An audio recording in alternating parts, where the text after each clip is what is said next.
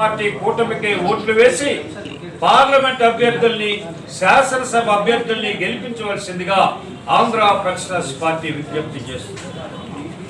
Sir మా general secretary ఈ question government of India accept చేసిన తర్వాత ప్రాజెక్ట్ ప్రారంభమైంది. తర్వాత జగన్మోహన్ రెడ్డి వచ్చిన తర్వాత కొంత ఎన్హాన్స్మెంట్ పెరిగిన ధరల అనుగుణంగా ఎన్హాన్స్మెంట్ జరిగింది. దాన్ని కూడా అప్రూవ్ చేసిన తర్వాత మాత్రమే ప్రాజెక్ట్ నిర్మాణం ఖర్చు ఎన్ని జరుగుతుంది. ఇది రియంబర్స్మెంట్.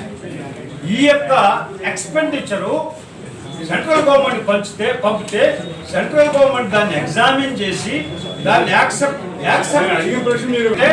సెంట్రల్ గవర్నమెంట్ రియంబర్స్మెంట్ చేసింది, డబ్బు పంపించింది.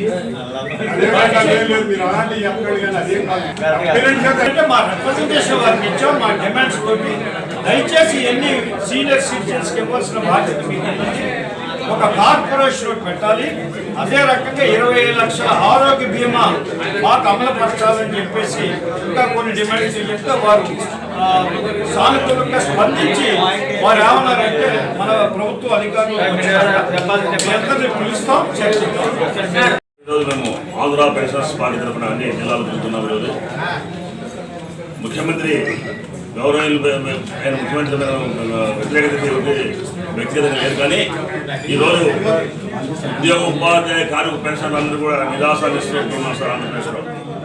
ఎందుకంటే గత చరిత్రలో ఏ రాష్ట్రంలో కూడా ఎక్కడా జరగని వింతలు దూరాలు ఈ రాష్ట్రంలో ఉద్యోగ ఉపాధ్యాయ కార్మిక పెన్షన్ జరిగాయి.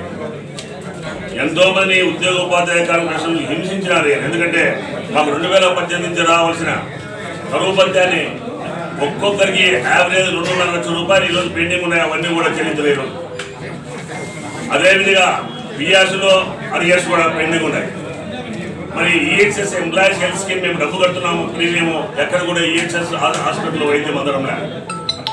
అదేవిధంగా ఈరోజు పెన్షనర్స్ దాదాపు 3,60,000 పెన్షనర్స్ 1వ తేదీ జీతం దాకా ఎంతో బాధపడుతున్నారు. పెన్షన్లో కూడా తక్కువ పెన్షన్ తీసుకుంటే 9,000 రూపాయలు పెన్షన్ తీసుకునే ఫ్యామిలీ పెన్షనర్స్ కూడా ఉన్నారు. మరి 1వ తేదీ పెన్షన్ రాకపోతే వాళ్ళు ఏ విధంగా బాధపడతారు. మరి మేనిఫెస్టోలో మేము వచ్చినటువంటి సిపిఎస్ వారంలో రద్దు చేస్తాం, మద్యపాన నిషేధాన్ని దశ మేము తగ్గిస్తూ వస్తాం.